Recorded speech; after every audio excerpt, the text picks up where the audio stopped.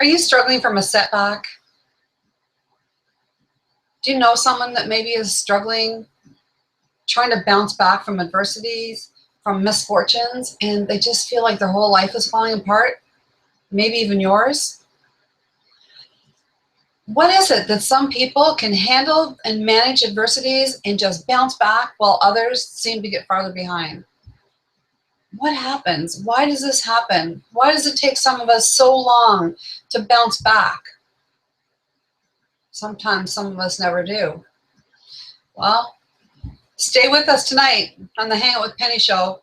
I have an expert on this. She's written a book on it, and she has got answers for us tonight, and I'm so excited to hear that we can bounce back, and she has the tools to help us do that. So stay tuned for this. It's going to be a great Hangout with Penny show, episode 52. So we'll bring her out in a minute. So hi, everybody. For those of you that this is your first time tuning in, my name is Penny Peddie.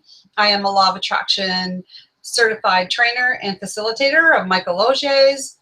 I am also a certified Law of Attraction practitioner from one of the experts on The Secret.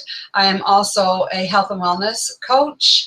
I am a wine enthusiast, and I just really enjoy life. And the reason why I began to do the Hangout with Penny show, which is now episode 52, is I have a desire to teach people about purpose, passion, and persistence. Persistence is very important when it comes to building on our dreams. We need to be persistent. Many of us give up too early. And I want to inspire people and empower them and just somehow think that I'm doing my part to make a difference in the world. And so I want to thank all you that have been supporting me for the last 52 weeks and making me a weekly habit. So thank you, because I am a weekly show, Friday nights, 8 p.m. Eastern, Hangout with Penny. That's 5 p.m. Pacific time.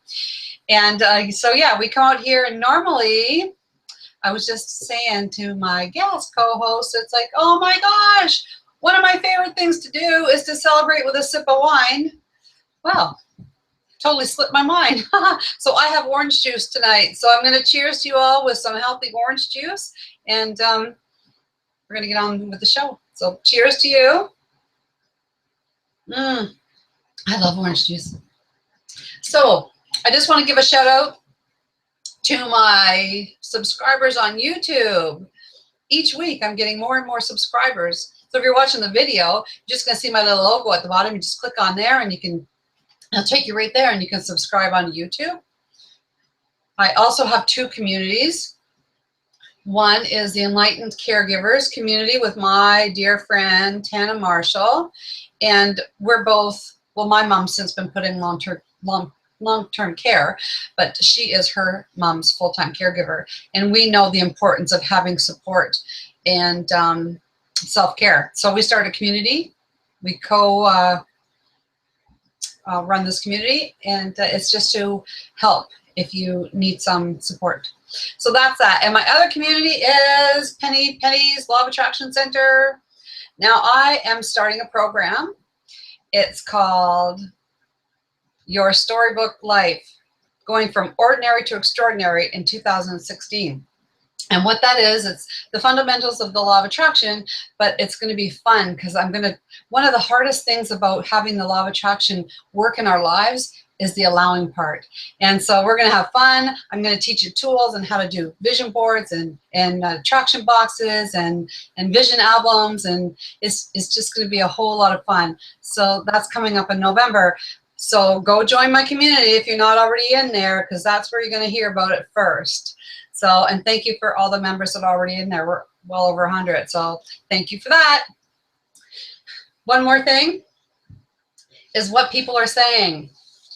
Oh, by the way, hi, Kathleen. Kathleen Caldwell's in the house. She's, she says, two of my favorite people are on the show tonight. Sweet. Linda Gannon, she says, another really important topic. Looking forward to it. And Dana Smithers, she says, Penny Peddie, it's a great topic. I'm going through some major life stuff right now, and the word resilience came up in a conversation. Yes, we have to find the solution to adversity and be grateful for all that the other great stuff that is going on while we decide our next steps. That is so true. Tana Marshall, she's going to watch the recording. So thank you for watching live, everybody. I'm going to zip over to YouTube and get those comments in a little bit. So thank you very much. So I'm going to read a couple of comments from last week's show. It was a very powerful show. By the way, my shows are scheduled for 30 minutes. However, sometimes we get going and we get talking, and we sometimes go a little bit longer, but ideally I want 30 minutes. Well, last week was longer. So this was episode 51, how to heal from a broken past.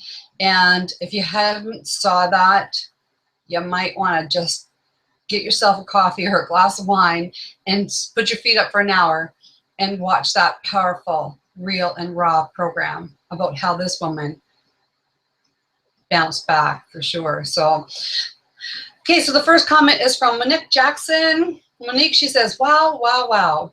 This is hands down my favorite episode. Janique is the beautiful and powerful embodiment of the feminine potential, and I see myself watching this episode on a regular basis. So it was filled with so much great information, but it was so heartfelt.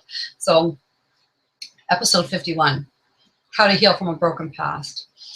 Catherine Green, she's from the UK. Hello, Penny Peddie. I have just caught up and listened to your show after a very busy weekend out and about.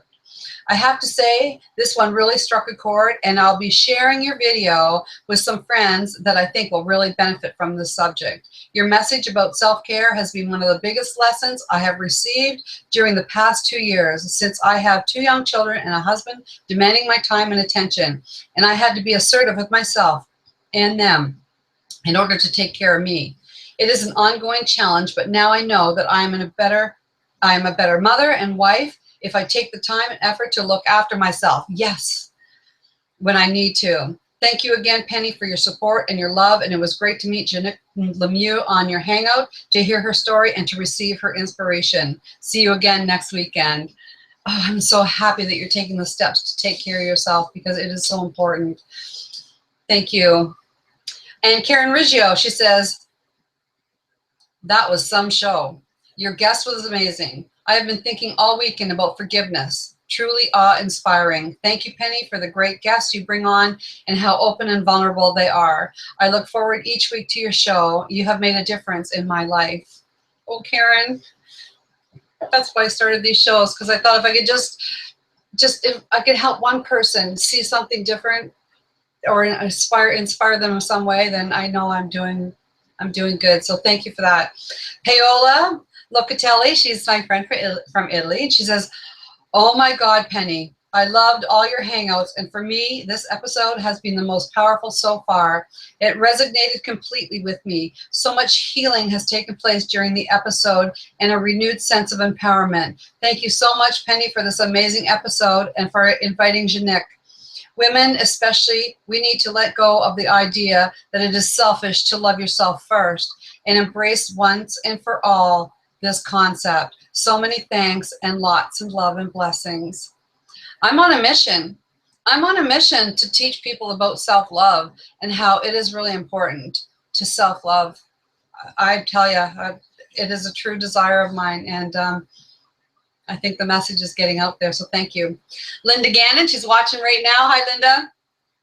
Like your new office and lighting, Penny Peddie, and like Paola, love the diversity of topics and healing discussion in your Hangouts that help to inspire us to make changes in our life.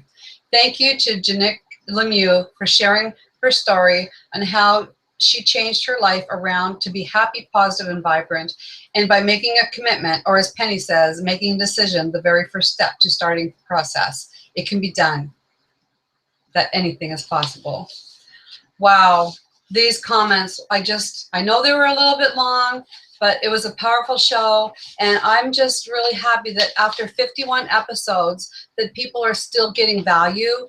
And each week I want to try and, bring people on. And I do have diverse topics. I like to keep it fresh. I like to keep it new. And tonight I have another wonderful, wonderful guest. So I'm just going to read a little bit about Zaheen Nanji. She was on our show, oh my goodness, I think in the teens she was on, and now she's back. She just became Amazon's best-selling author of her new book. It just launched. And I got inspired watching her quotes. She would post quotes on Facebook and on Google Plus, and I was so inspired by these quotes. I had to message her and say, will you come on my show? Because I think you have an important message from this book that I know my viewers and the ones they share it with are going to really find value from this. So she said, sure. So Zaheen's authentic yet energized and thought-provoking teachings, oh, I twisted my tongue there, found out that the character traits that make a person resilient and how you can develop them yourself. So we can. Resilience is not about toughing it out. It's the ability to get unstuck from a problem and keep functioning. It's about going through adversity and feeling uncomfortable, but knowing that you will come through with new learnings and opportunities. Resilience is about finding creative solutions. Zaheen, come on out, say hi. People will recognize you as soon as they see you. Hi. Hey, everyone. Hey, Penny. Thank you for having me. Oh, again. Thank you. I am so happy. You're coming live from the Shanty Wellness Center in Alberta. That's right. So thank you. You have a busy life. You have a busy life. I just want to ask, you know, I kind of, all of my shows are unscripted. I really don't have questions, but I do have a couple of questions I want to ask you. And this book, Reflex, Resilience Reflex, that's the title? Yes. How did you come up with that title? Oh, you know, I always get asked the question, what is the resilience reflex and how did you come up with it? That's a great question, Penny, because Penny, because a lot of people think that some are born with resilience and others feel that they're not born with resilience. Well, that's not the truth at all.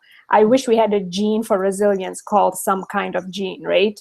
But we don't have that. We're not born with it.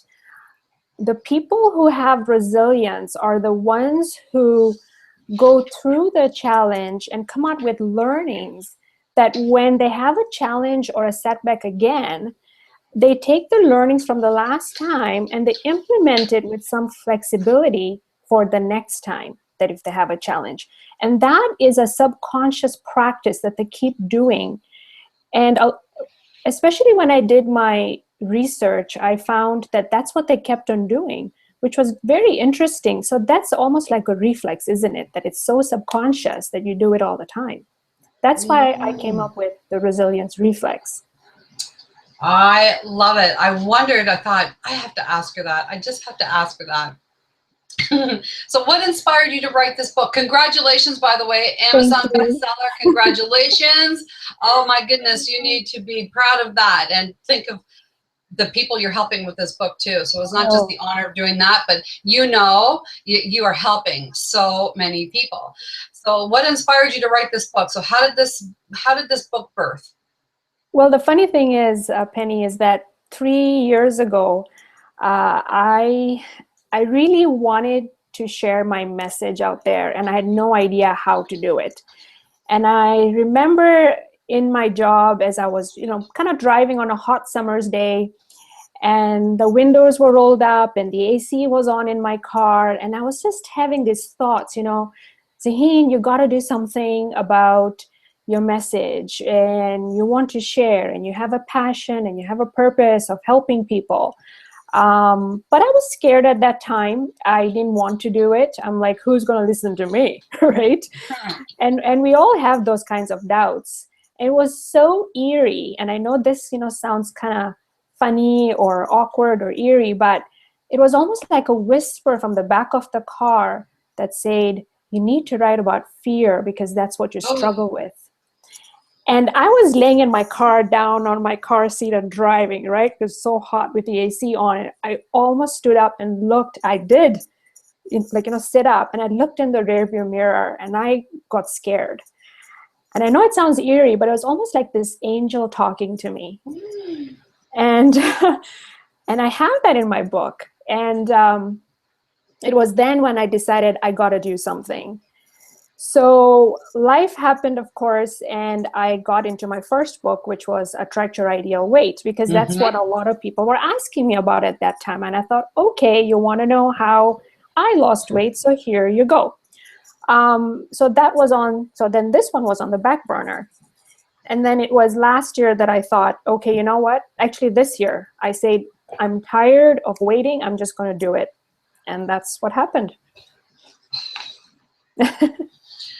Oh my gosh, I love those words. I'm tired of waiting. I'm just going to do it, because I have been in the process, you know those famous words, in the process of, oh, by the way, Dave Bohem, he's watching. So hi, Dave. I have been in the process of writing for a long time, and I was involved. I know this is your fourth book, 2 books you co-wrote with other authors, and then you have your last one, and now this one.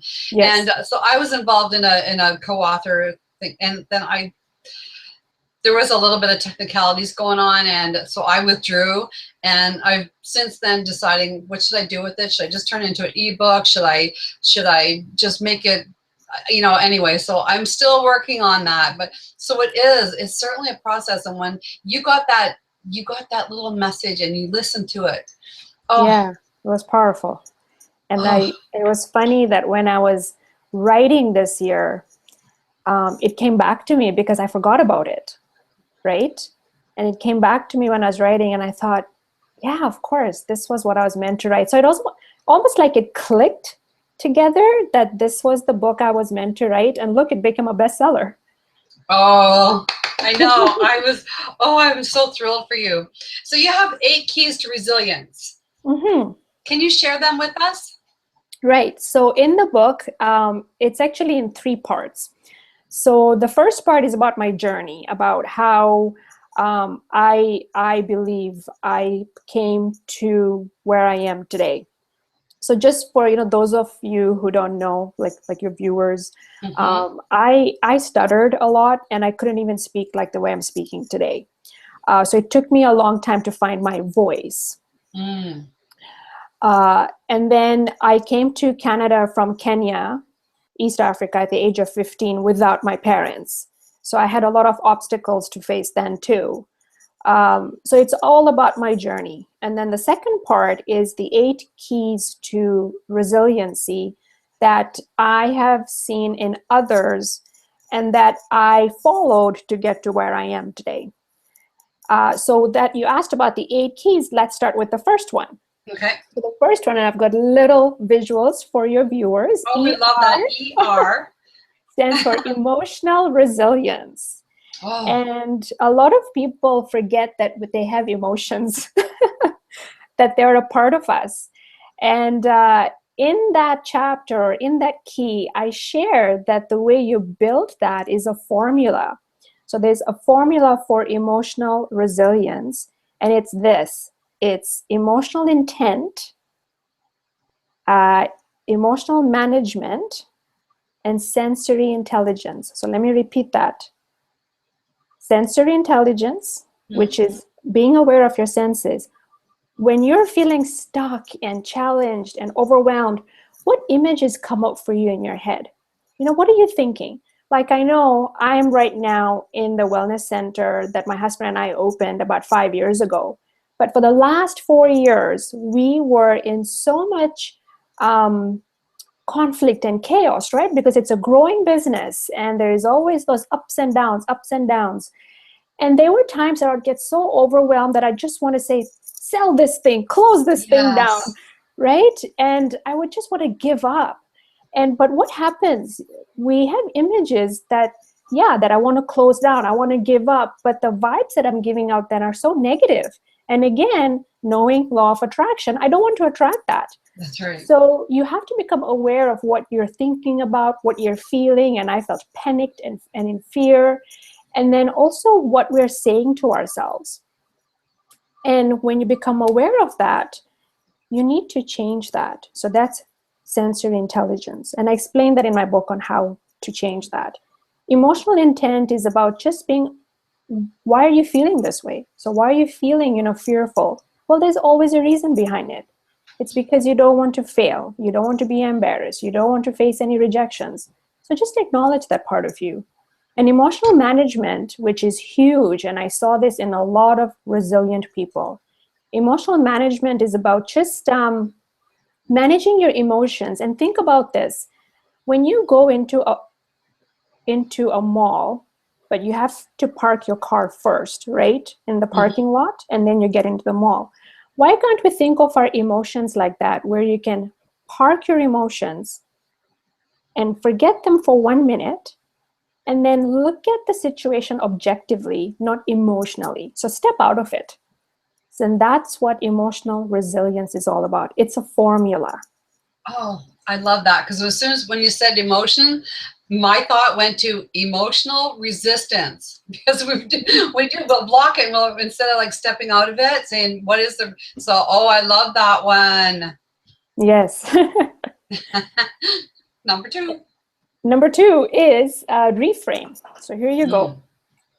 And again, reframe is about, so like if, someone said, oh, last year we had such a dry summer and things were not growing, or, things like that. Well, then you reframe that and you go, well, what about the last few years? We had a lot of rain. It's just the 1 year that we had the dry summer. So we make them think differently. So same thing when you are like faced with overwhelm and fear and anxiety, reframe your problem. And again, in my book, I give 4 ways to do that. And I'm just going to share one with the viewers. Okay. Which really works for me. Is called mentor magic. So I have, mentors that I look up to, like everyone does. And I step into that mentor and I become that person, but not fully. I just become that person in a sense as to what would they do in this situation. And I look through their eyes, I hear through their ears, and I feel like the way they would feel in that situation. What would they do? And automatically I get a solution. So that's one way to reframe. Oh, brilliant. Yeah. That's a really intelligent thing to do. Right. So in that key, there is 4 ways to reframe, but I've just shared one. And then the next one is action. Woohoo! Very, very important. And with action is a key, of course, in itself. It says everything, but a lot of people don't realize that they don't take action. They have this idea, but they don't take action. Guilty, right? Sometimes. Yeah, and what they don't realize is there's 3 steps to taking action subconsciously that they don't know about, and it's very easy. The first one is know your why. Why do you want to take that action? Yeah. What's your why behind it? The second thing is know what your end result is going to be, or visualize your end result. So for example, exercise is a huge thing about weight loss area, right? Where I'm too tired to exercise, I don't want to exercise, or I don't want to eat healthy, right? Well, think about why you want to exercise. It could be just to feel strong, to be healthy, right? But think about the end result. I don't think about the process of exercising. I think about how I'll feel after I'm done. Right? And when I access that feeling, oh, I feel stronger, I'll feel good, that I burn some energy, then I'll go do it.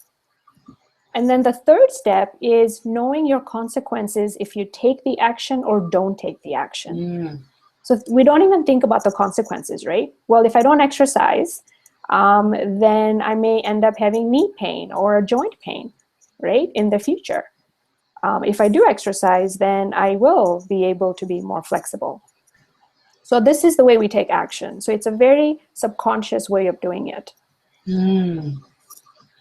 Okay, are we ready to go to the 4th key? We're ready. I'm just like, oh my gosh, I guess. I don't have your book, but I'm going to get your book, really, for sure. It's like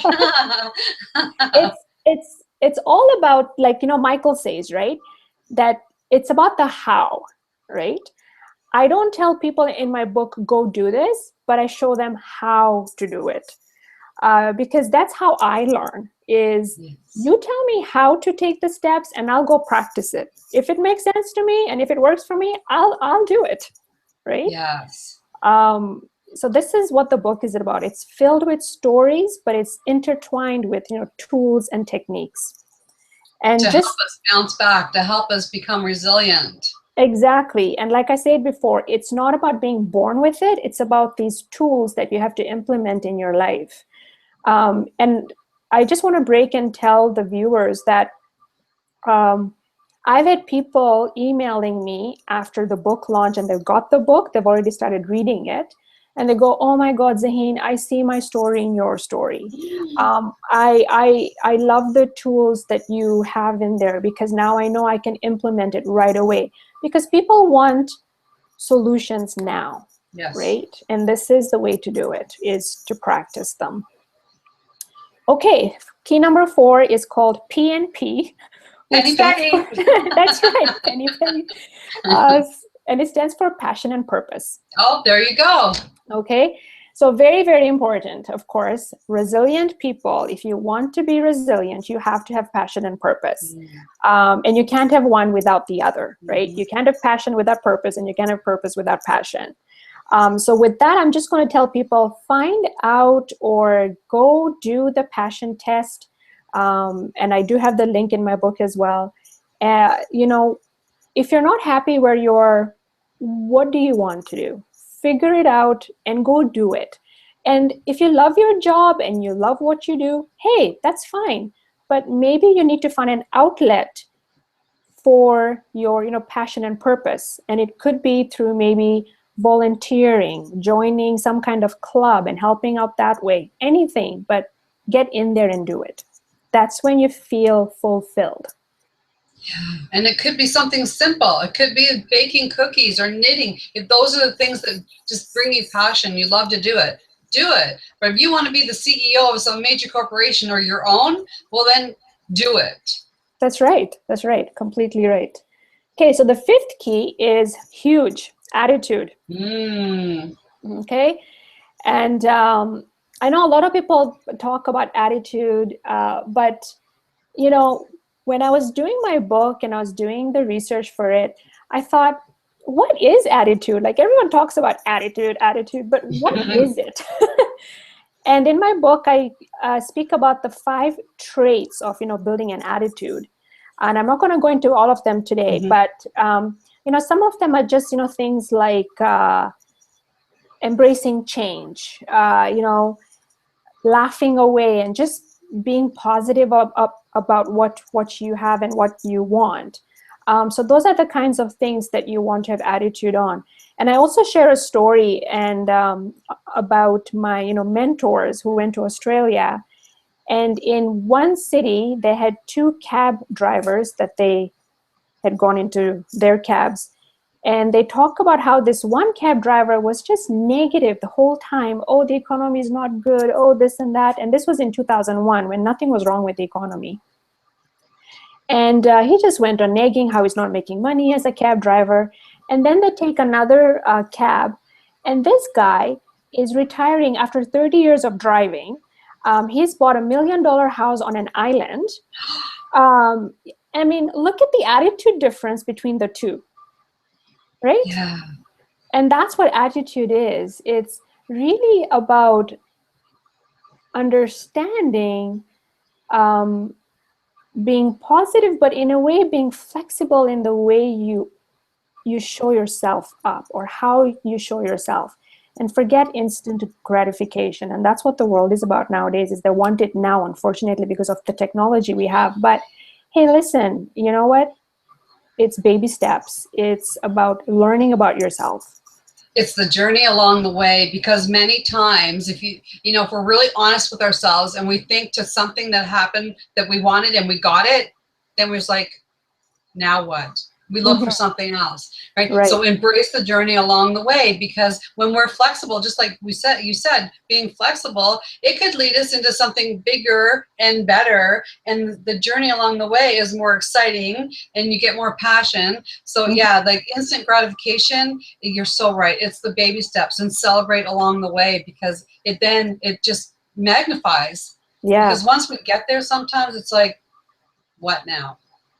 There's your attitude, right? So we can change our attitude at any time. We can change our attitude. And that's why I say down here, flex your attitude. I love that. Okay. Okay. The next one is relationship. And I say a relationship because there's, again, a formula. And, like I say, every key has a formula in my book. And I say formulas because I think it makes more sense to me because I'm so logical. And in the book, I speak about the formula LIMP, L-I-M-P. And L stands for listen. I stands for intention. M stands for just matching and mirroring the other person. And P stands for going into the other person's perspective.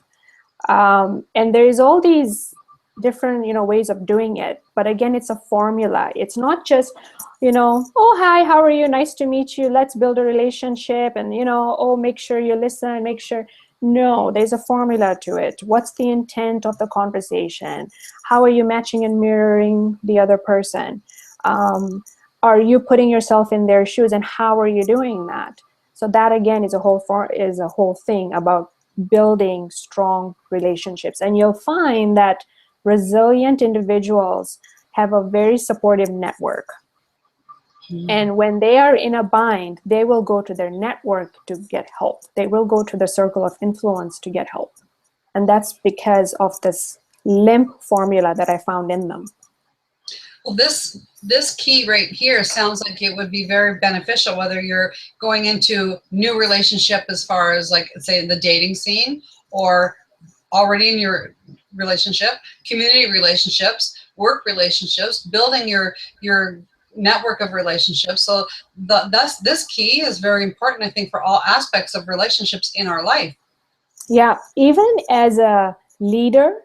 So say, for example, managers and leaders in a workplace, they too have to be in tune with this formula because they have so many people that they lead and that they work with, that to be in tune with and in sync with anyone is very, very important. And that, again, builds resiliency. Or even between coworkers, right, is huge.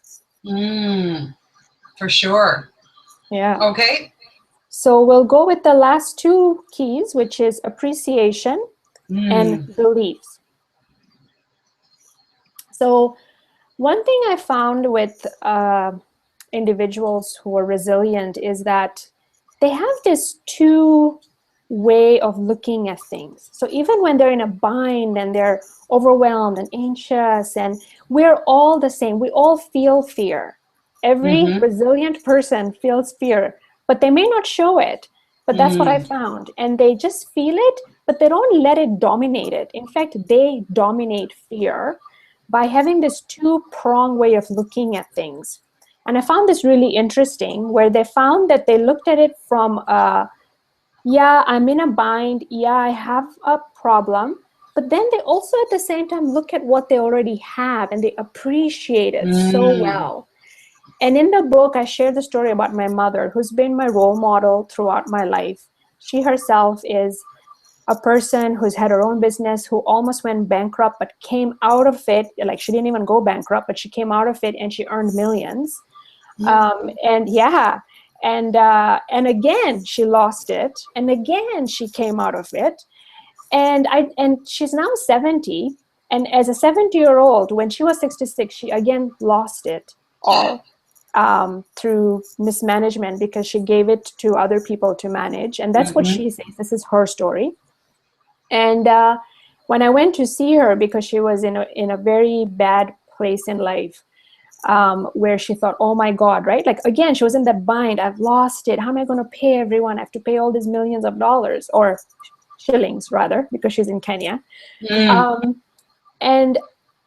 And she says that I helped her at that time. And I don't remember this because I was in the kitchen with her and she was making some tea in the morning, some Kenyan tea. And she started crying again. And I looked at her and I go, Mom, I said, why? And she kept on talking again about the past and what happened. And I said, why are you stuck in the past? I said, you taught me always to find a way. I said, now you find a way to get out of the situation and think about how you're going to move forward. And she said that what I said to her, because she reminded me what I said to her, just flipped in her and she started to find a way out. and she, even now, she has some debts to pay off. But I just asked her while I was on this book, and I said, you know, Mom, you're like 70, and people your age would not be in debt right now. They would probably be retired, enjoying life. And I say, but yet you're not complaining. Like, what's? And then she goes, you know what? If you look at other women my age, they don't have what I have. I'm so happy. I have a group of friends who I hang out with. I go to movies with them. And my dad died in 2002, so of course she's single. I can go to work. I can still do what I love, which is to run my business. Yeah, I have a debt, but it's paying off, and it'll pay off sometime. I'm not worried about it. And she had such a great attitude. And, you know, yet she was in a bind, but she looked at it in a appreciative light. That is powerful. That is powerful. I'm so glad that you brought up the topic about money and what your mom went through, because there's many, many, many people going through this, and yet their attitude, and I don't mean to say this disrespectful, but it's going in the wrong direction. And many times, because of society, the things we hear on the news and everything about, so I love that you have given inspiration, that you have given a hope, and know that by changing your attitude, being appreciative, and having the belief that you can find a way out of this and bounce back and be resilient, then that is powerful. That is a message that we all need to learn. And it's true. Like I had the same situation with a lady when I went to a conference this year in May. In the States, and I was sharing a room with someone I had never met. We just met through Facebook, and we said, yeah, we'll just share a room. And she's African American. Now, at that time, CNN kept on airing a shooting incident of an African American boy. I can't remember the name right now. And as soon as she came through, she was just so sad, and she would always have her eyes, you know, glued to CNN, and then she said to me, I wish I had never come to the conference. I'm just not enjoying myself. You know, and I said, why? And then she said, because of what I see on CNN. And then she told me a story about how both her sons died on the same day, African-American son, like her boys. One was through natural health, and he died in the morning. And the other one was shot in the back in the afternoon. Same day by a police officer. Oh, jeez. And that's what was coming back to her. And she kept on being in that mood, or in that feeling of, why is this happening to me? That's a blame mindset, by the way, where we blame the situation instead of having an outcome mindset, which I explain in the book as well.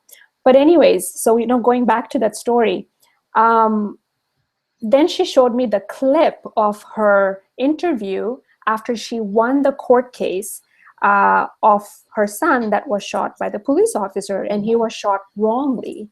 And you should have seen her. She was so confident when she was being interviewed, and she was so like proud of herself. And when I looked at that, I said, you know, hun, the person I see here today is someone who is so angry and bitter. But the person I see in the interview is someone who's so full of life, and she's happy. I said, you need to do something about your story. You need to turn your mess into a message for other mothers who have lost sons as well, or daughters. And her eyes just flipped all of a sudden again, and she goes, whoa, you're right. You know, and it's that appreciative part, like, you've had an experience, turn it into an opportunity for others to learn from. That's my message. That is a powerful one, and it's so, so true. We can turn our life messes into powerful messages for other people to learn from, and come out and be resilient and be able to bounce back, and then be able to go and help others, because that's what we're here for. I believe when we go through things, we learn things, we empower ourselves, and then we go help others to do the same. So this book is going to be huge for helping people bounce back and become resilient in life. So that's great. So before we come back, we'll come back for your last words, and I want to know if you can say, can anyone start being resilient, like now. and what would we do if we could take one Right. step to start that? Could you come back and say that when I'm just going to wrap up here, and then we'll come back and Sure. hear what you have to say?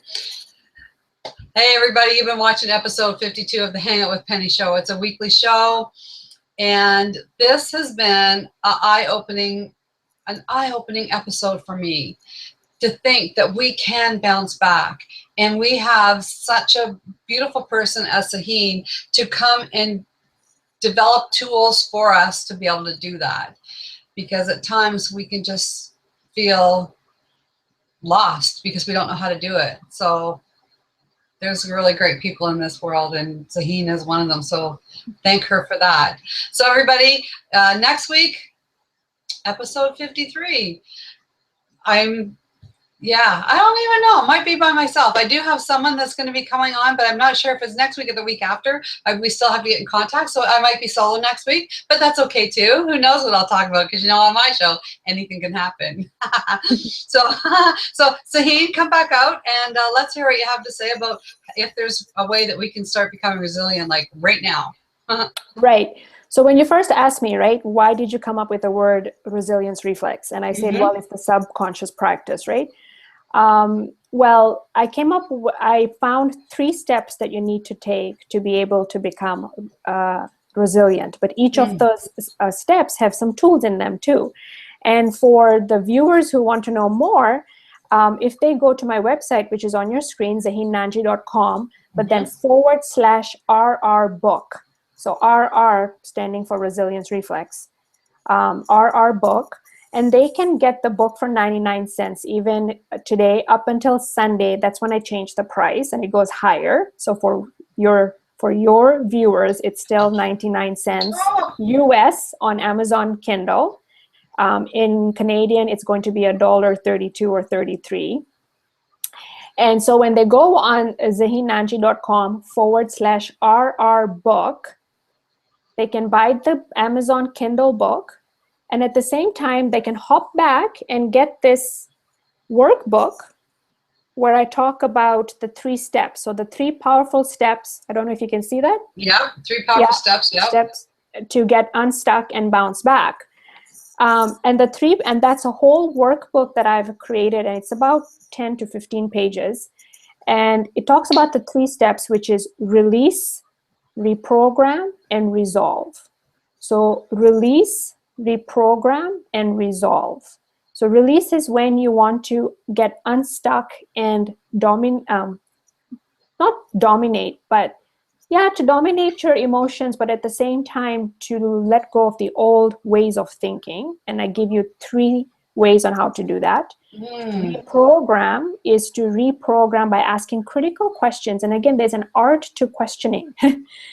Like I say, the brain mindset versus the outcome mindset. Again, there's an art to questioning. And so you get the critical questioning method there. And then resolve is how to take action and move forward. And again, I give you tools in that as well.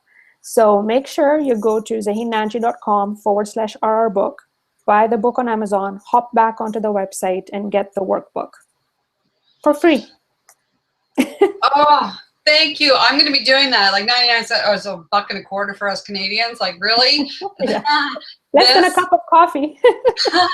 Yeah.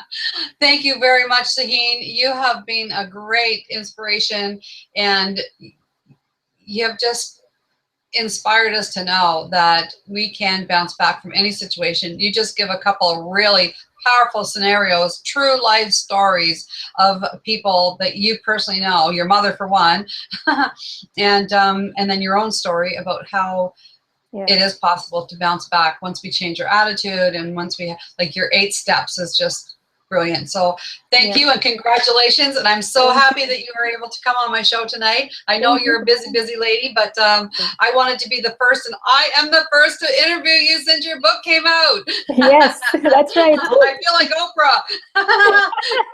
Woohoo! You said Oprah. So thank you very much. And on the recording, I'm going to put that our book, and I'll put that on there so people know. So thank you very much, everybody. Thank you for watching. Thank you for hanging in there. This was another important show where we had some really good information to know that whether it's you or somebody you know that really needs to bounce back for some struggles in their life, that it can be done, and we have the tools to help you with that. So go on out and check out Amazon at Kindle and get that book. It's called Resilience Reflex. Resilience Reflex? The Resilience Reflex. The Resilience Reflex by Zaheen Nanji. Thank you so much. Okay, everybody, it's Friday night. Go have some fun. Oh, maybe it's Saturday morning, so go have some fun too. So it's all about having fun. So we'll see you next week. Bye, everybody. Bye.